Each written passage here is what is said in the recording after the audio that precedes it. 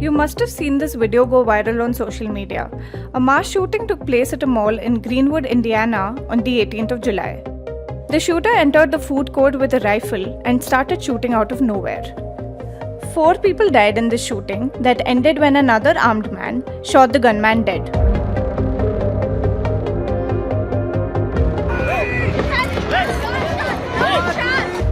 Mass shootings have occurred every single week in the US this year, taking hundreds of lives. This indicates the country's gun problem, which has only worsened over years. But why does the USA have a gun problem? We'll tell you why. Buying a gun in the US is not challenging at all. This is because of the Second Amendment that makes owning firearms a constitutional right. If you're wondering whether the gun laws across the globe are similar, they're not. Let's take a look at what buying a gun in India would be like. The Arms Act and Arms Rules of India disallow the ownership of firearms unless the buyer needs it for a serious safety reason. The process is hectic and involves several interviews and background checks. It could even take a year to make this work, and the license must be renewed every 3 years. Your application can be denied at any moment if your reason does not seem convincing enough. Buying a gun in the US is not this difficult. In fact, a gun can be bought within an hour in the USA.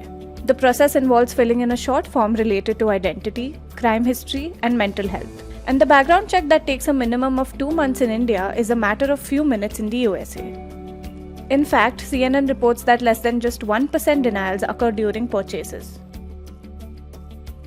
After the overturning of the Roe v. Wade judgment, many in America have pointed out that it's easier to buy a gun than get an abortion.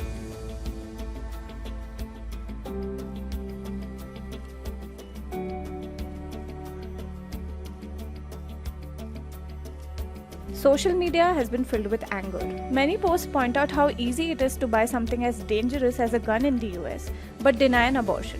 Netizens compare the process between the two. They demand that the waiting period, parental permission, doctor's note, and traveling miles involved in getting an abortion should actually be the process to buy a gun, which could actually cause harm to others.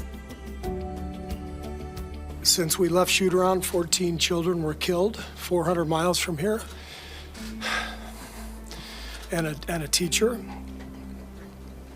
And in the last 10 days, we've had elderly black people killed in a supermarket in Buffalo. We've had Asian churchgoers killed in Southern California. And now we have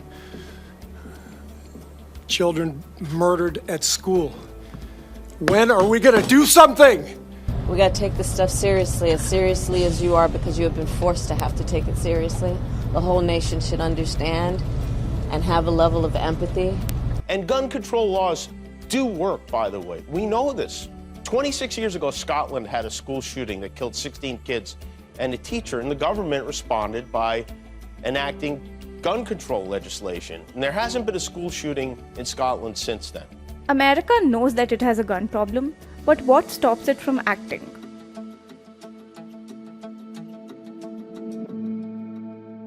In 2 recent landmark decisions, the US Senate and Supreme Court went in separate directions. The US Senate passed a bipartisan bill after years of negotiation that enhanced the security check for young buyers, among other things. On the same day, the US Supreme Court threw out a century-old New York law that required a person to prove the proper cause for carrying the handgun. Along with this, the National Rifle Association, NRA, has been lobbying against gun control laws. NRA is USA's largest gun owners organization. The group believes that there's no safety without guns and has influenced a lot of powerful leaders in the past. More like more guns, more safety.